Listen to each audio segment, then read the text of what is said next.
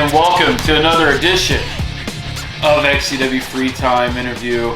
I am Fletch, and I am alongside, a little different than last time, it's Julian Void Jacobs this time rather than just Void.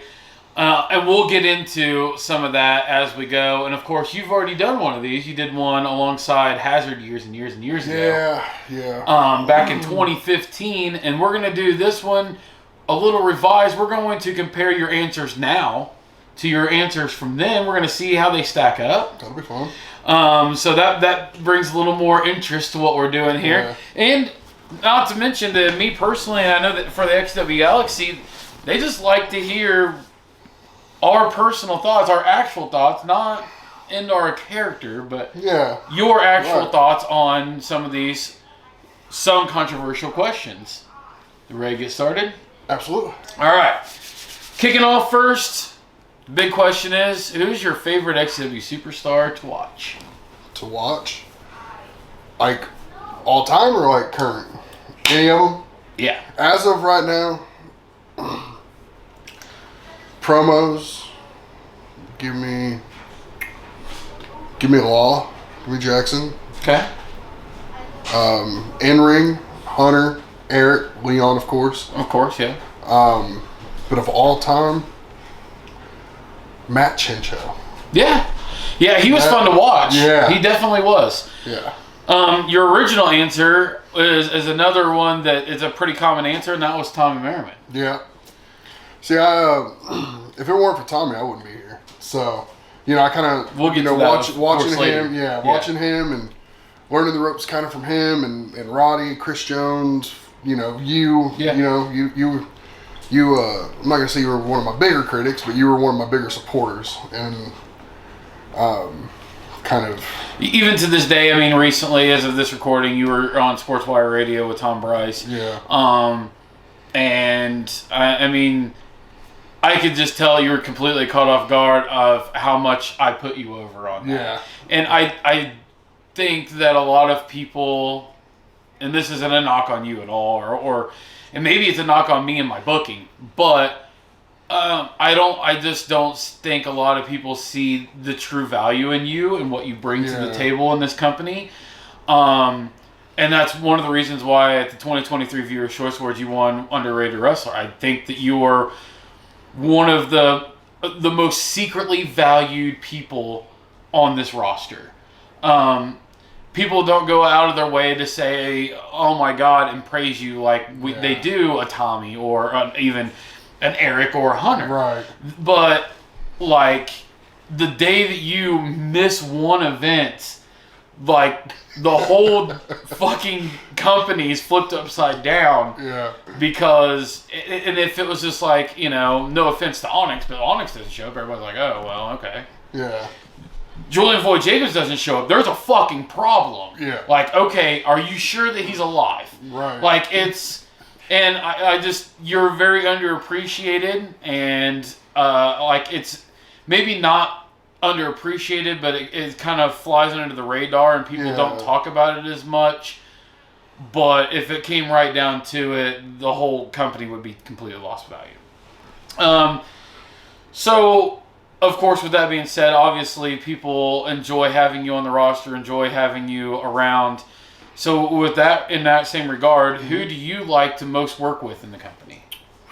And you've worked with pretty much everybody. Pretty much everybody. God, I don't have an issue working with anybody. I genuinely, who do you just genuinely every time you see that name on there, you just thoroughly enjoy it? You, Tommy, Eric. I think Jay Ellis. Me and him put on some hellacious shows. For sure, yeah. I love working with Jay Ellis. I would, I'm gonna say Jay on that one. Honestly, yeah. Jay, of course, made his name here in XCW only the last couple of years. He's really catapulted himself into a stratosphere that he was never in, with FWL, and that's not a knock on Jay. I think it's more towards just the way that company's booked and the things that they do. But he's brought something new to the table this year. Your original answer was James Cerebral. Wow. Yeah. Okay. So you've been in so many shows over the years, dating all the way back to that first match you had against Grim Reaper in Ground Zero in 2014. Oh. But in your opinion, what is just the best show that you think that you've ever been a part of?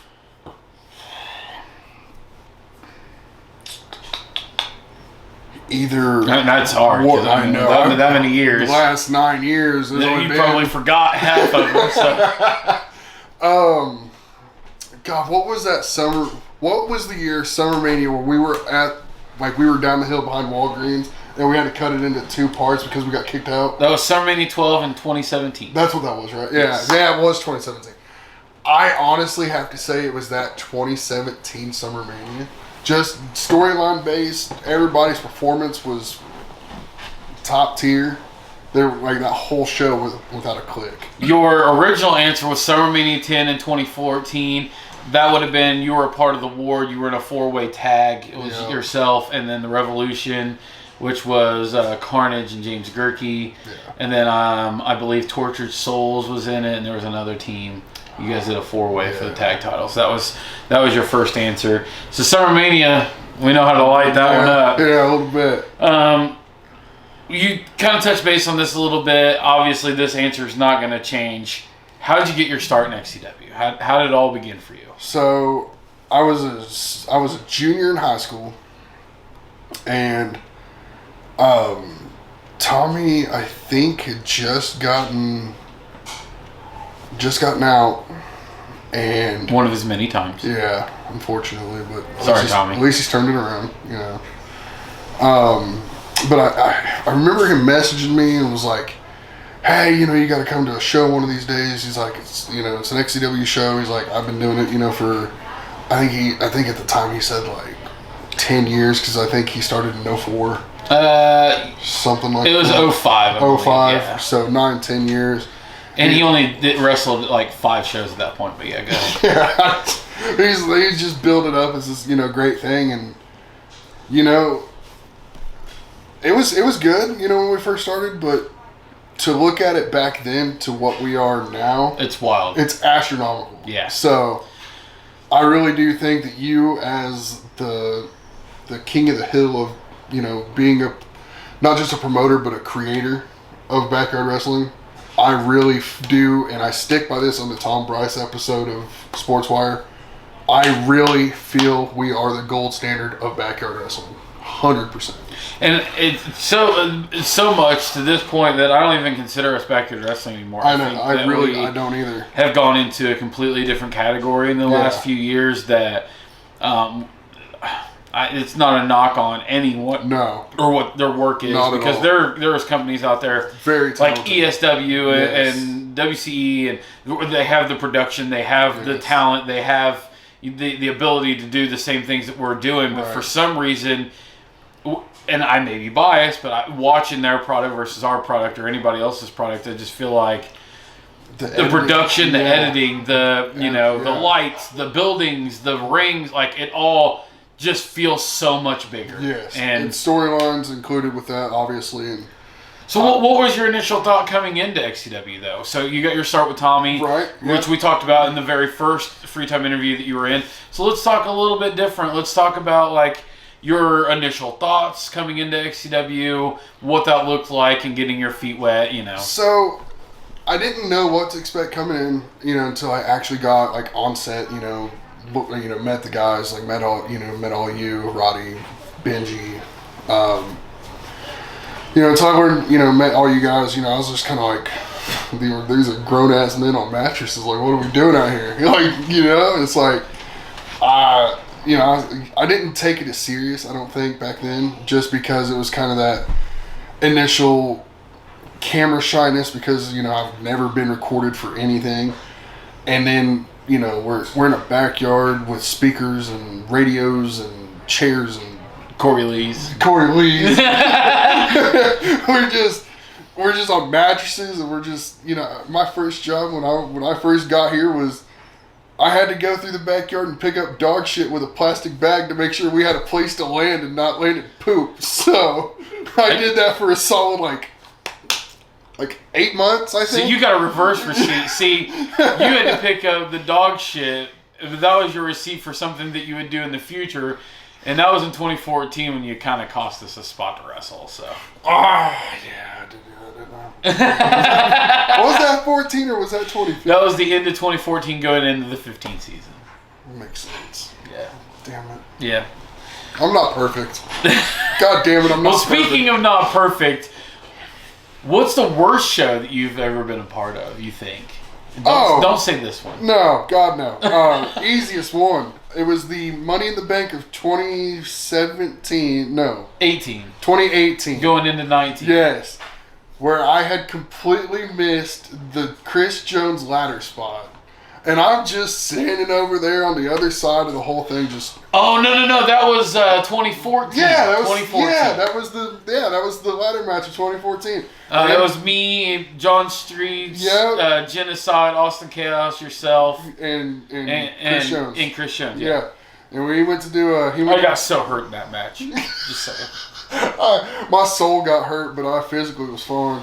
That was the one I had the giant lump on my arm. I remember that, yeah. You know, I got kicked in the face, and the suplex, and then the fucking ladder hit me in the face. It was a big thing. Yeah. So you think that one was the worst, though? The worst show ever? I don't know about the worst show ever. I always think of that spot. It just pisses me off. You know what I mean? We called it the void face for many years. It still is. We even made you do it of Viewer's Choice that year when you went into the wrong room in the dungeon and Devil's rubbing down Joker with lotion and Devil's ass is hanging out and he's just rubbing him and playing Marvin Gaye. If you've seen it, please don't go watch it. If you know, you know. So you've done a lot of big things here in XCW, including winning Money in the Bank. You've become XCW champion, knocked off Chris Jones, probably one of the best champions in company history. Absolutely. You won against me for international championships. You've done so much here in XCW over the years. But what, in your opinion, is your biggest moment in XCW? When I finally got enshrined into the XCW Hall of Fame. Which, coming up soon, you'll be giving your formal speech at the XCW Hall of Fame. Yeah. So, and... You know, it's actually kind of hard kind of looking back on that because, number one, I wasn't, like, obviously you're not expecting that, especially still being so active in the company, you know, and, like, you know, it'd be different, you know, if I was, you know, I had the career that I had and then was gone, like, 2 or 3 years. And situation like where Carnage was inducted, where he'd been gone for, you know, he was gone for a few years and then came back and, you know, got his formal introduction, but it's like, I'm still active on the roster, so... It was kind of hard to kind of transition from, well, great, now I'm in the Hall of Fame. Like, where do I go from here? I've already been world champion. I did not have the Grand Slam at the time because I still didn't have my New Age or the International. But I held every other title, so it's like, what else do I have to prove? You know, and it's just that hard transition to keep the mindset of, well, let's just keep digging. We got more to do. It's like, I feel like I kind of already hit the ladder. Right. And I don't think it's necessarily meant for it to feel that way. I think it's just being able to be, you know, looked at as your peers to celebrate the things that you have done for the company. Yeah. Whether it was inside or outside the ring. Yeah. It's just a matter of, like, what you've brought to the table and what you've done for the company over the years. And, I mean... If for anything else, even if it's not for like what you do backstage for the guys or what accomplishments you've made in the ring, I mean, you have to look at just the grand scheme of things. Look at where you were when you were sitting in a rocking chair in my living room with a blanket on, talking about how you got bullied in school, to being able to sit on a couch, eat a whole bag of sour Skittles, and make comedy gold. I mean, it's a long shot from where you were then, where you had longer curly hair, and you're trying to cut a promo, and you're just, I'm like, okay, I try to get this character over, but then I'm like, how am I going to make this, like, dude that's over 6 foot tall and 300 pounds. How am I going to tell people that he was bullied? Like, how fucking stupid was I to try to book that? So, you talk about, the Hall of Fame, and that kind of changed the mindset a little bit, and you had to try to bring yourself back in. Right. What, in your opinion, was the turning point of your career, where it was like that aha moment? Where it clicked to where I had more to push for? It was I really wanted that Grand Slam title. I wanted to be able to say, yeah, I've held every title in XCW history. I've held the hardcore, I've held tag, I've held international, I've held New Age, and I've held the world title. And Money in the Bank. I have held every big thing in the company you can hold. And that was really what was driving me, because once I finally got the New Age at the time when I had the New Age is when we went through the off season, we got through Cold Day in Hell, and I think it was that Glory of 2021. That was when you were feuding ACT and the Field of Fatality, yes. And then I believe it was that Glory that we did you introduced the brand new Age title. Yeah, where we did Lucky 7. And then we did the Lucky 7. Yes. And then I completed the 7. The Lucky 7. Yeah, the Lucky 7, thank you. Anyway, I did that, but I unsuccessfully cashed it.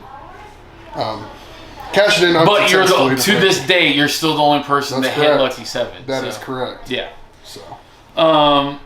So we talked about your long-standing career. You've been with XCW. It'll be a decade this coming season. Yep. What is the worst injury that you've sustained? I know specifically of one time where you had gotten hurt and it was your shoulder in a dark match with Stevie Goebel. Yes. Yes. I think that's one of the only ones that really stands out to me. But in your opinion, what was the worst injury you've sustained? All right, so there's three. Thankfully, there's only 3. Oh, by the way, I guess I skipped over this. Oh. Your worst show in XW history before you thought was Sin 2014. I don't remember what the hell happened at Sin 2014. Your biggest moment in your previous was your feud with Hazard. Yes. Biggest turning point before was the Ward split. Yes. And now we're to your worst injury. Now that we're caught up, sorry.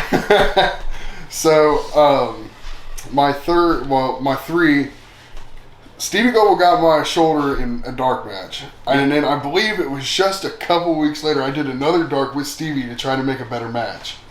And I'll be goddamned if he didn't do the same thing to my other shoulder, the exact same thing. He popped my right shoulder, just like he did my left one. I know I have footage for one for sure. Yes. But then,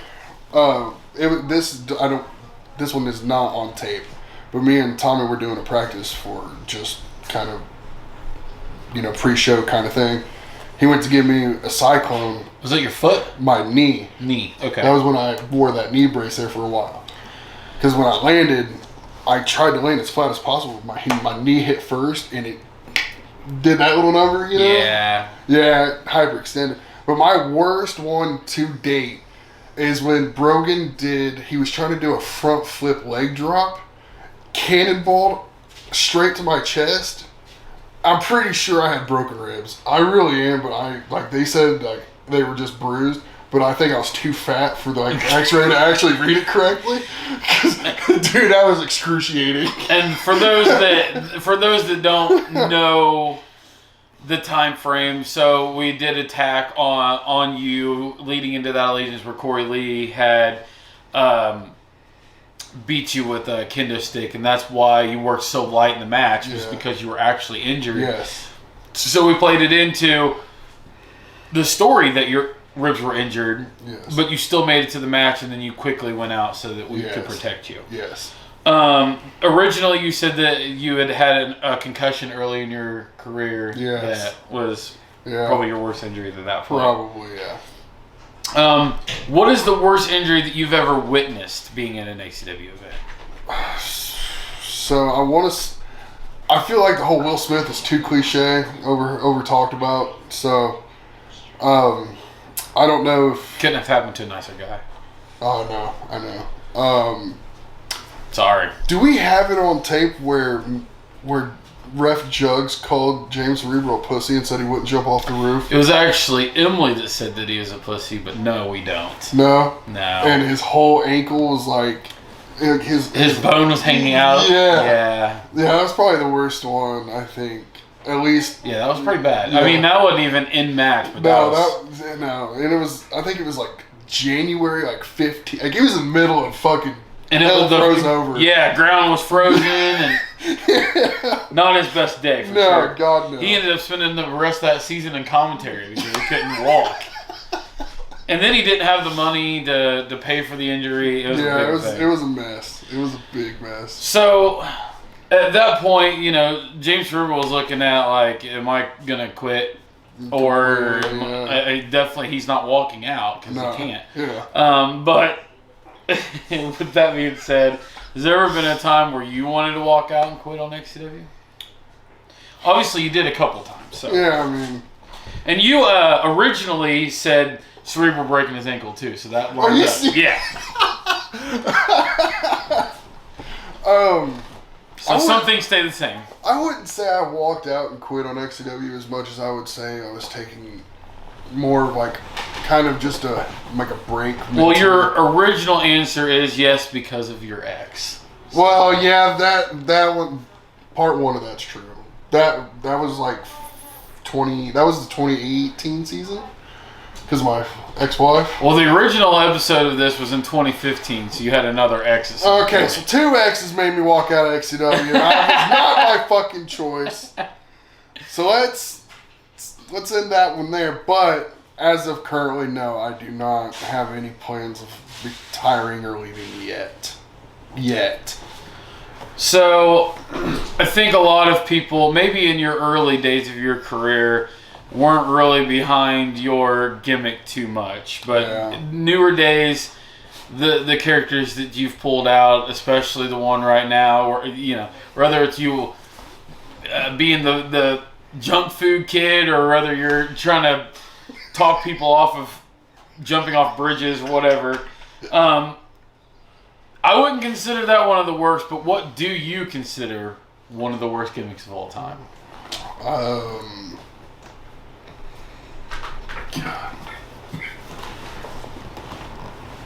Alex Riot. He's like, what the fuck? Like, what were we doing? He was like, what was that whole thing? He was like the dad that disappears and reappears.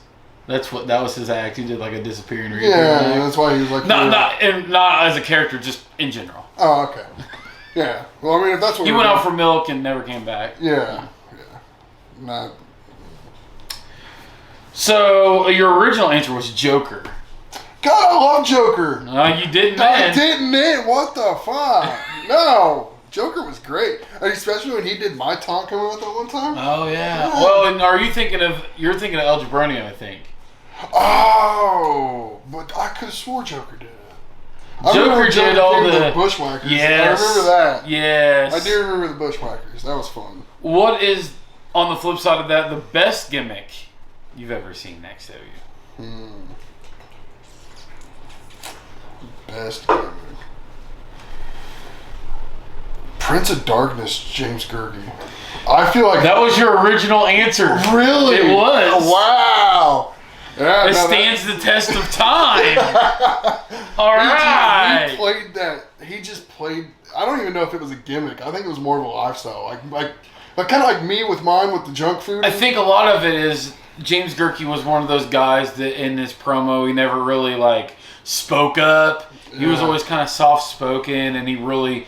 Like, he used really big words, so, like, you had to kind of get close to hear everything he was saying, and then he was saying big words, so you're like, what is he talking? It's very cryptic. Yes. So, in a way, like, you had to pay attention to his character because the things that he was saying was literally planting seeds. In my opinion, he's in the top 5 of probably one of the best promo guys here because 100%. You had to really pay attention to what his character was doing and saying to get to that point. And he did a phenomenal job. Yeah. So you're absolutely right. So how do you prepare for a match when you're going out for a match? Is there anything that you do to prepare for that match? I get with you. I see who I'm on the match card with, and then I get with those persons or that person, and start trying to plan as much as we can before we go out the curtain. But if I'm already up, like if I already know what's going on and I'm in a feud with like Jay Ellis or something, and I know there's not much to talk about because we've already kind of went through everything there is between me and him, and it's just kind of like I'll just be chilling, listening to some headphones, just getting into the zone kind of thing, and then once we go out the curtain, I'm like, all right, bub, we know what to do. Right. You know what I mean? It's just kind of the more you work with a certain person or a certain group of people, the less.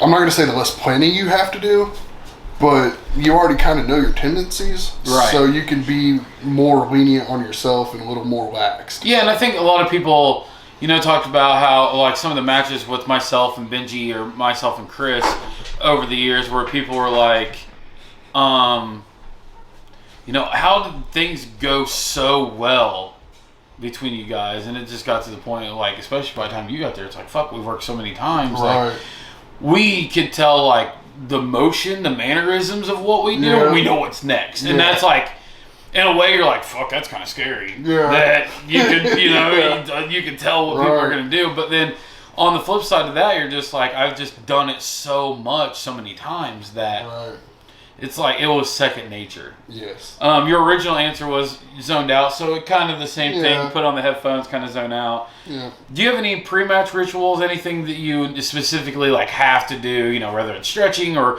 whether you read a book or jerk off, whatever the hell it is that you do. I wear the shoes I wear. Those black and yellow. Those shoes I wear for every show, every single show. I always so there's like little. Not velvet, but kind of like a velvet nylon, like they're kind of like plastic. And in order to tie these shoes, you have to pull these over so the shoes will actually fit on your feet properly. Those shoes are a ritual. If I don't have those shoes on the show day, I'm nervous as hell. Nervous as hell. I never knew that. I swear to God. Never knew that. Swear to God. Zoning out, you didn't really have a different answer. No, not really. That's different. So, who's given you the worst chop you've ever received?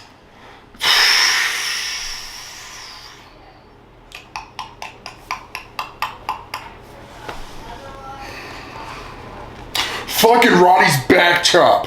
Fuck you, Roddy.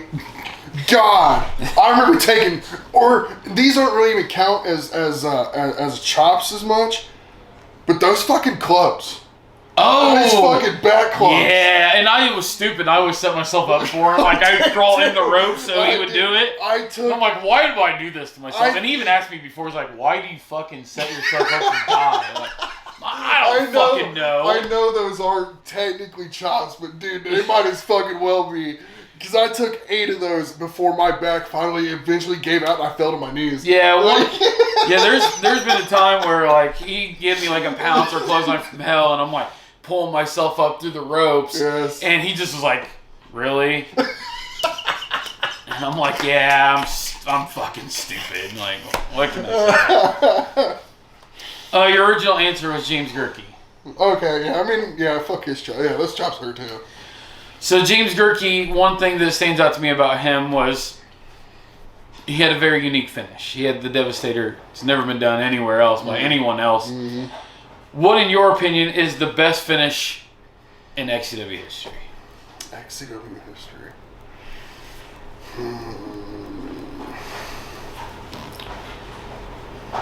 Like just best finishing move or best finish to a match? Yeah, no, best finishing move. Oh, God. I'm a simplistic guy. So, like, I'm not going to say the O'Reilly factor just because, it's the pedigree, but, like, I'm a simplistic guy. I like the drop kicks. I like the submission finishes. You'll be really interested to hear what your original answer was then. Hold on.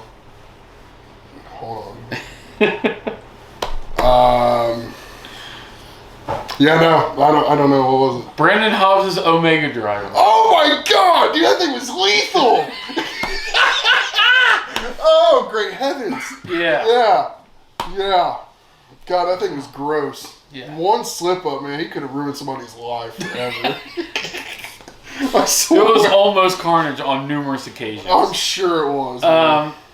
So, which pro wrestler has influenced you the most? Well, I mean, is it obvious? I do half of his moveset, so I gotta go with John Cena. Your original answer was the redneck part of you, and that was Stone Cold. Yeah, I mean, it kind of works, half both. I do literally half of John Cena's moveset. You kind of do. Yeah. I got the shoulder tackles. I got the little spinny flip thing. I got the 5-knuckle shuffle, the STF. I mean, fuck, you might as well just call me the XCW. So I assume sidebar here. He calls it the 5-knuckle shuffle because he does this, but when I think of 5-knuckle shuffle, I think of this. Yeah, me too. So maybe I should just start kind of rolling the dice on people? Yeah, maybe. That'd be a nice twist. Speaking of rolling the dice, each year we do this show that's called High Stakes, and it's all about concept matches. Yes. What, in your opinion, is your absolute favorite concept match? Whether you've been in it or not, just in general, what's your favorite? Would cinematic be considered for that? Sure. So I love the cinematic matches. Just all of them in general, not specific ones? Not like specific ones, but if I did have to pick a specific one, I'm not trying to... I mean, you were the guy in Field of Fatality #1. Field of Fatality with me and ACT. But geez, oh Pete, was that a hell of a day, though. It was. There's so much producing going into that. Oh my God. It literally, I think we got there It was a 25, 35-minute match. In 6 hours of probably filming the entire day? Yeah. Yeah. It was an entire day of filming, yes. Yeah. Yeah, I think we were leaving and it was starting to get dark. It was. Yeah. And I had, if you remember those ropes when I was and they were all splintered and throughout my hands and there was pus bubbles on every one of them. Yep. God, it was gross. It hurt so bad. Such a fun match, though. It was. Even though he did give you the last shot knee. Yeah. And you were tangled up in the soccer thing and he hit you so goddamn hard. I gave him a swirly, so I think it's fair. That's true. And I got soap in his eyes. So. That was hilarious. It literally almost ruined the rest of the match, though. Your original answer was TLC. Okay. Yeah. What is the hardest weapon shot that you've ever received? I'm going to take a gander. I'm just going to take a guess. Is my same answer still the LOL Guitar Hero guitar shot? It still stands to this day, I promise. Nothing's changed. I got hit by Cynical at the Halloween Havoc 2008. Literally cut me from here to here. Yeah, they're awful. Don't take those. Yeah, can we not? Can we just ban those forever? Yeah, we probably should. I think so, yeah. So, where do you see Julian Void Jacobs in XCW in 6 months from now? In 6 months? We're looking at almost SummerMania season at that point. Okay. Well, are you talking in-ring or are we just talking in-ring? Yeah, you can throw it however you want. You can throw both. I mean, so first of all, excuse me. God damn, I smell beer. I drank that 6 fucking hours ago. Anyway, sorry. 6 months. Okay, I gotta stop. All right. I don't know. I still like to think of myself as maybe even a bigger locker room influence, for more people. Because I really do like that aspect. Even if I am, on stage or in ring, supposedly a heel, I still like to be the comedic guy, even on especially behind the curtain. It's just my personality. And it's who I am. And I think that's I know that you're not exactly in the position that you wish that you were on the card. You kind of wish that you were given a little more and that you were in more of a top spot, but because your personality just ends up showing through so much, it's easier to book you in a situation that maybe is a less serious. Or and then you talk about being a locker room leader. It's another reason why you're with guys like Mitchell who really needed to shake the ring rust off. And you and I have talked about it. I know, being in a tag and being in, kind of what could be considered a less than spot isn't ideal. But then you also have to put into perspective those things, being the locker room leader and having your influence and your actual character of you showing through in your wrestling character. And then it really puts into perspective what you do. And in a way, if it were me, it would make me feel a little more gratitude towards what I am doing because I have more freedom to be not as serious and be in a position where, because being the top guy is tiring. It really is. I mean, you can ask Brady. By the end of 2023, the dude was completely beat down. He was hurting all the time, and that was. I'm not saying he's carrying the company on his back, but he was literally champion for a majority of 2023, and that's not an easy task. 184 days, wasn't it? Something close to that? 2 reigns. Yeah. So it's not easy to be in that position. So, and to still be able to be in the position that you're in, where you can help other guys and be that influence, and be able to show your true personality is probably a breath of fresh air, honestly. Yeah, so. It can be, but it's like if I did want to, shoot up a little bit, it's like, well, now I'm stuck. It's not necessarily stuck. It's not what I necessarily meant, but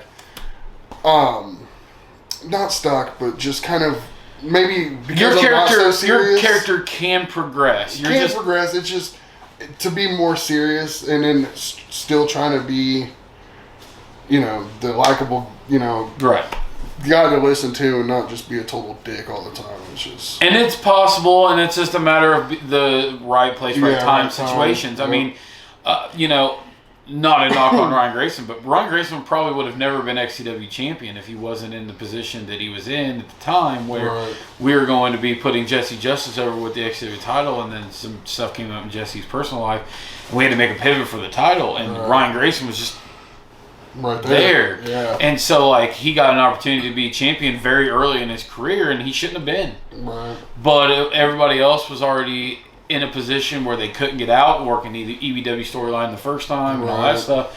And he was just right place, right time. And I think that can be a good thing or a bad thing.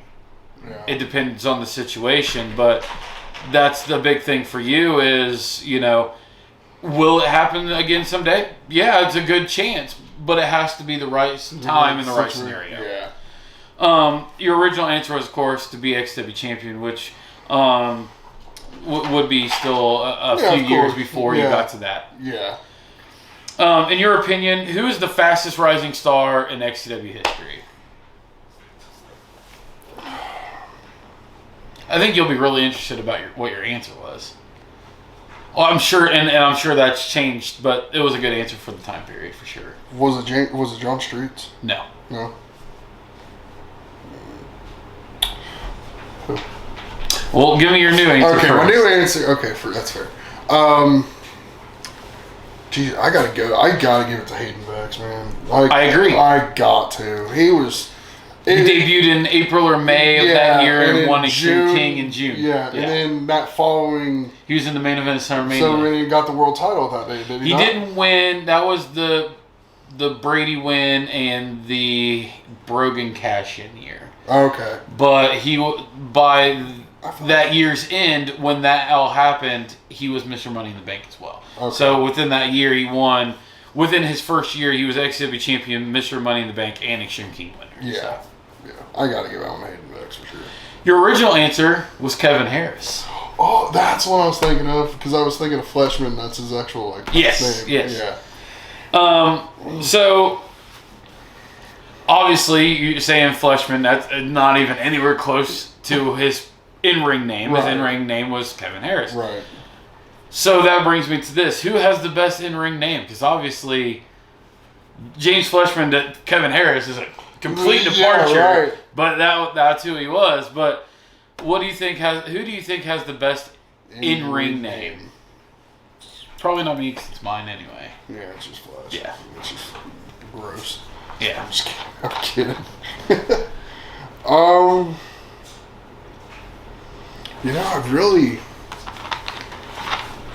I mean, when you came up with the idea of the whole gimmick change before, I believe it was before this started this year, wasn't it? When we went to do the whole to Julian Void Jacobs, that was last season. That was last season. Yeah, it was. It was 2022, beginning of 2022. And I remember you were like, "Hey, you've got like 6 months. You can figure out a whole new name, like whatever." I was like, "All right, cool." And I was like, I don't know what you've got planned, but I was like, for a whole new name. I know a lot of people were doubting me. They're like, after all these years, you're going to change his name. And I'm like, no. See, this is the cool thing about having one-word names. Like, Crisis, Carnage, Hazard. Yeah. Like, for a while, he was Hazard. But then he became Kenny Hazard Chaos. And you can change that, and that changes the whole perception of the character. Yeah. We did the same for you. And I'm not trying to toot my own, but I love my new name. I really do. And you were not sold on that at first. I wasn't because I was really thinking like I wasn't trying to be oh my god, you're gonna fucking ruin me. Like I was like I didn't know my elbow from my ass to a hole in the ground at this point. Like I was like, okay, well, and then I was like I'm just like, yeah, whatever, okay, just trust the project, it'll work. Okay. Just trust the process. And then I think I was gonna go with like Richard Jacobs or something like that. And you're like, no. And then I was like, okay, well, the Jacobs was fine. You were like, Jacobs was fine. We could stick with that. Yeah, because if somebody ever was to totally just leak your name, it still works at this point. Yeah, of course. And I was like, okay, then what would be a cool first name? Because I knew it was going to be a hard transition for people just to not call you Void. Right. And then behind camera, no one calls you Void. Where it's like, we don't call Jackson by his real name. We call him Jackson. Right, yeah. Or we don't call Hayden by his real name. It's Hayden. Right. And so, but like, people don't call Corey Lee Corey. They call him Andy. Yeah. You're Jacob to everybody. So you're Void on screen and you're Jacob. And I'm like, well. Right. Yeah. Let's make sure that no one fucks this up. Yeah. And so I believe I was like, well, send me, I think I texted you. I was like, send me a list of your first names, like what you would want.